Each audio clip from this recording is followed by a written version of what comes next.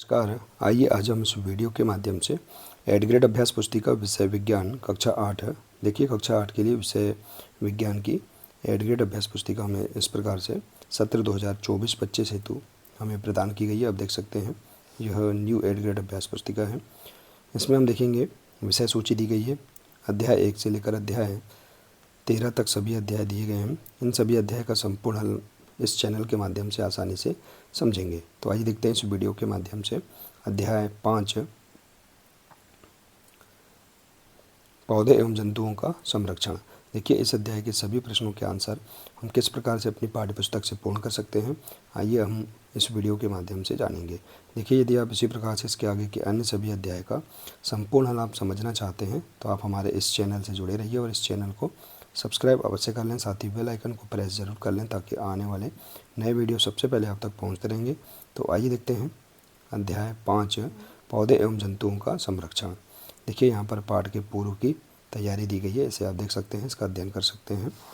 देखिए इसके बाद देखिए यहाँ प्रश्नोत्तर दिए गए हैं। इसमें दिया है सही विकल्प के आगे राइट का निशान लगाइए। देखिए पहला प्रश्न है यदि वन विलुप्त हो जाए तो क्या होगा।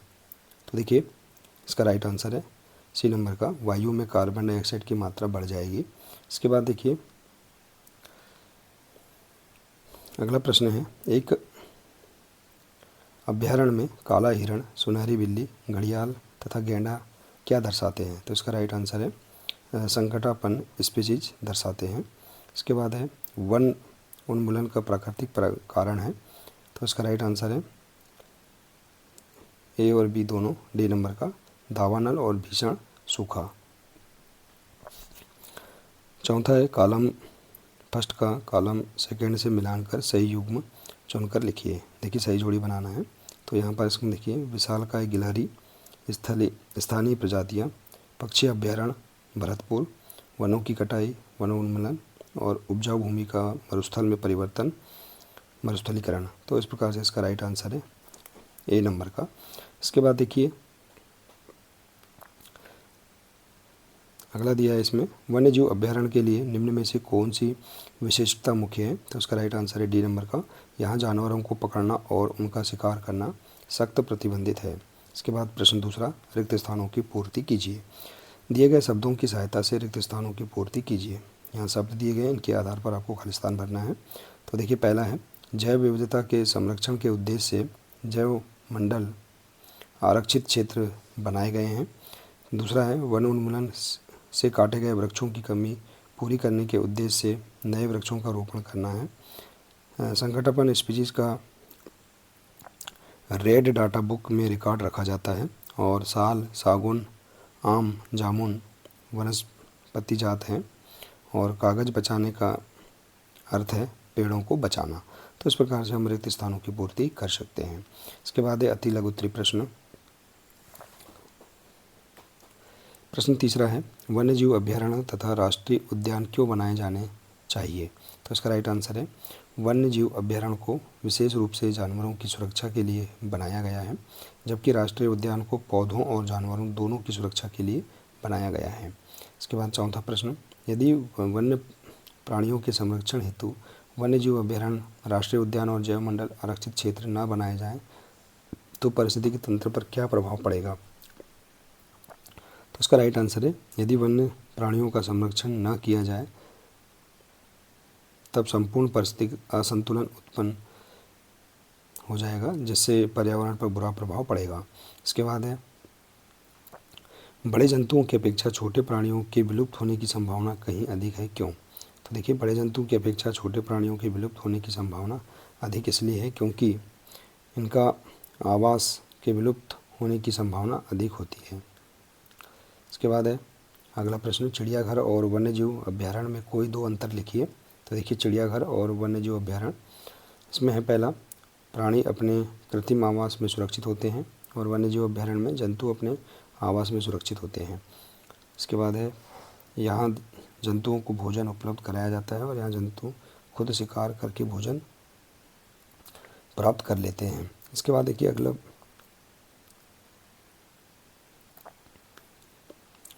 प्रश्न है आप अपने क्षेत्र में हरियाली बनाए रखने के लिए किस प्रकार योगदान दे सकते हैं।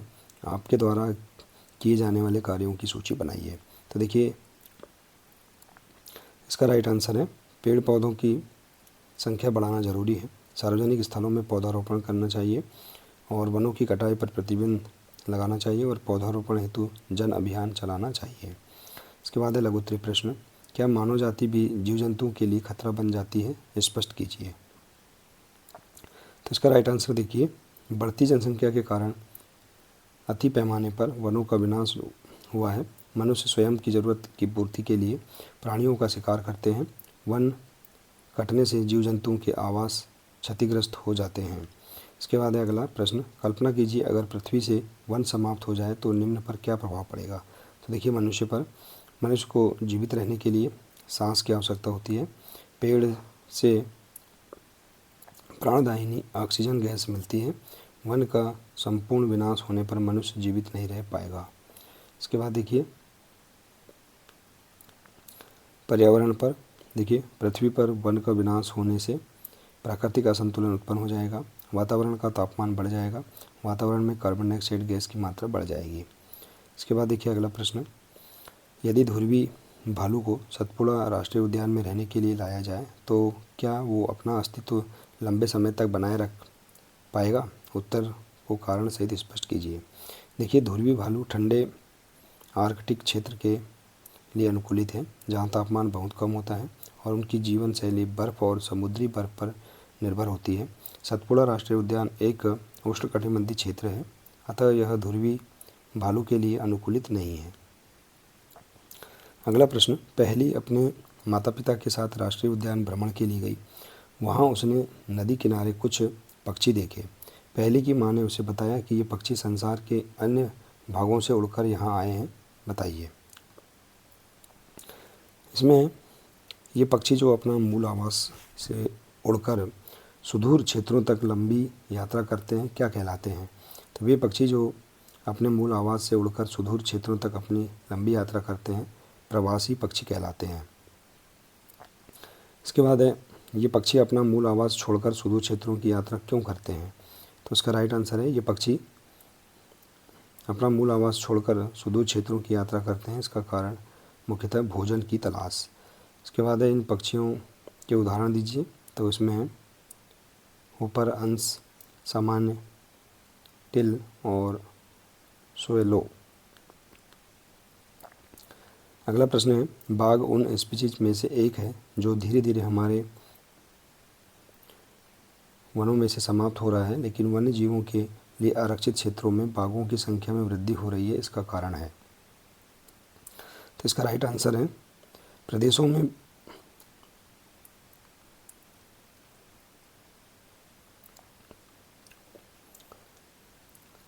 में बाघों की संख्या बढ़ाने के लिए उचित प्रबंधन हो रहा है।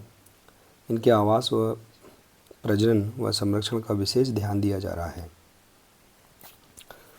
इसके बाद है दीर्घ उत्तरीय प्रश्न, किसी परितंत्र में हरे पेड़ पौधे, शाकाहारी तथा मांसाहारी जीव जंतु एवं सूक्ष्म जीव पाए जाते हैं। यदि इस परितंत्र में कुछ प्रतिकूल परिस्थितियां उत्पन्न हो जाए तो क्या होगा। जैसे यदि हरे पेड़ पौधे सूख जाएं तो क्या होगा।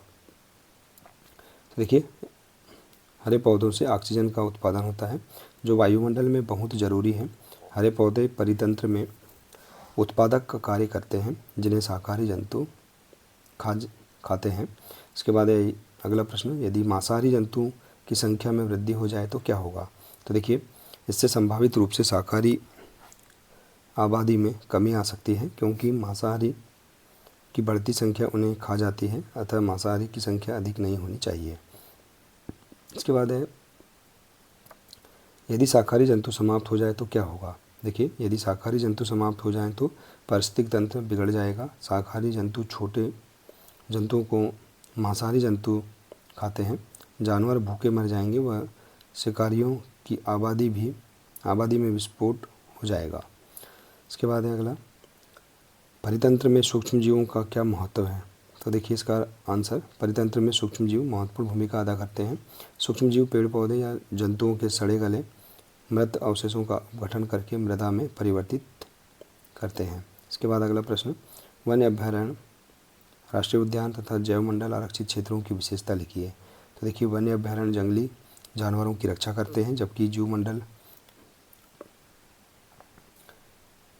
जैवमंडल एक क्षेत्र के भीतर वनस्पतियों और जीवों की विविधता का संरक्षण करते हैं।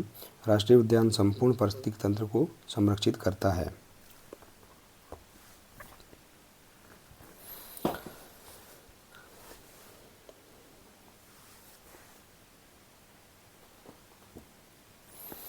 इसके बाद देखिए अगला प्रश्न,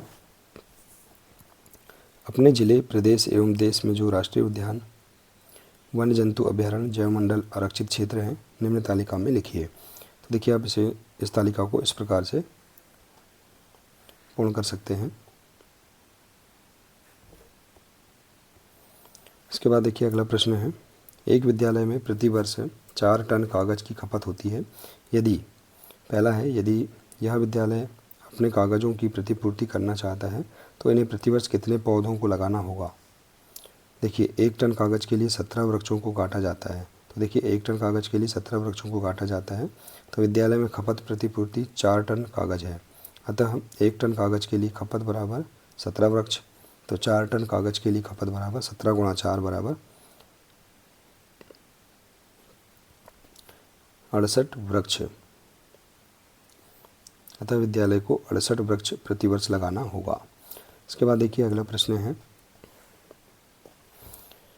विद्यालय यदि 50% कागज़ को पुनर्चक्रण कर का उपयोग में लाया जाता है तो इस स्थिति में कितने पौधों को प्रतिवर्ष लगाना होगा। तो देखिए विद्यालय में यदि 50% कागज़ को पुनर्चक्रण कर उपयोग में लाया जाता है तो एक पेड़ लगभग 100 रीम कागज़ पैदा कर सकता है। इसलिए 1 टन कागज़ बनाने के लिए 25 पेड़ों की ज़रूरत होती है। इसके बाद है, विद्यालय कागज़ की बचत के लिए कौन कौन से विकल्प अपना सकता है। तो विद्यालय में कागज़ बचत के लिए निम्नलिखित उपाय हैं। कार्यालय में बेकार व छोटे पेज का उपयोग करना, छात्र नोटबुक की जगह पन्ने का इस्तेमाल करना, बर्बाद हुई कागज़ को रिसाइकल करना और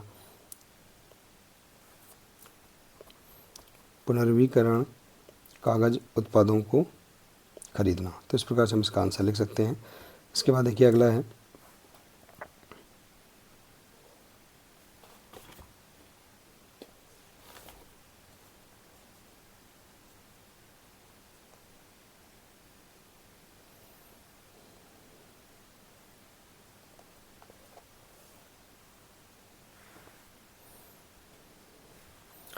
प्रोजेक्ट, पहला प्रोजेक्ट दिया है। देखिए अपने क्षेत्र के विशेष क्षेत्रीय पौधे एवं जंतुओं की सूची बनाइए। तो देखिए आप अपने क्षेत्र के विशेष पौधे एवं जंतुओं की सूची बना सकते हैं।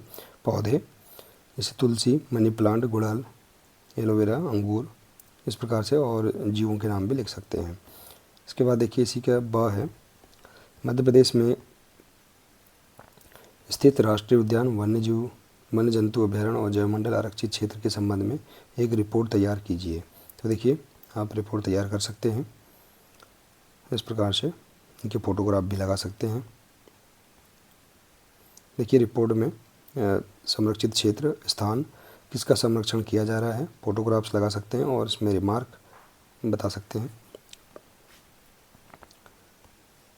इसके बाद देखिए प्रोजेक्ट कार्य 2, वृक्षों की अत्यधिक कटाई के लिए कौन कौन से कारक उत्तरदायी हैं, सूची बनाइए। तो देखिए वनों की कटाई का कारण निम्नलिखित है। पहला शहरीकरण, इसके बाद है खुदाई, इसके बाद है लॉन्गिंग, पशुधन पालन, कृषि गतिविधियाँ, कागज़, वनों की कटाई। देखिए तो इस प्रकार से इसके बारे में लिख सकते हैं। इसके बाद इसका ब है, वनों की कटाई से पर्यावरण पर क्या प्रभाव हो रहे हैं, लिखिए। तो देखिए वनों की कटाई से इसके प्रभाव निम्नलिखित हैं। जलवायु असंतुलन एवं जलवायु परिवर्तन, इसके बाद है बढ़ती ग्रीन हाउस गैसें, ग्लोबल वार्मिंग, बाढ़ और मिट्टी का कटाव। तो देखिए इस प्रकार से हम इसके बारे में लिख सकते हैं। देखिए इस प्रकार से आप आसानी से इसके प्रोजेक्ट कार्यों को भी आप पूर्ण कर सकते हैं। देखिए